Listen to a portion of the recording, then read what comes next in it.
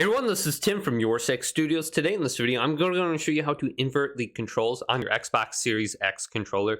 This is easy to do. So just on the home screen here, let's go up to the top and go to Settings. Scroll on down to Devices and Connections. Go to the right and go to Controllers and Headsets. Now select your controller. So I'm going to go to the Xbox wireless controller and select A to configure. Then I want to go to one of the profiles here and then go to Edit. So this is the profile used, Profile 1. Go to Edit. Then we want to scroll on down until we get to invert the left stick y-axis. And then we can do the same thing for our right stick as well. So we can invert the axes right there. We can swap the sticks.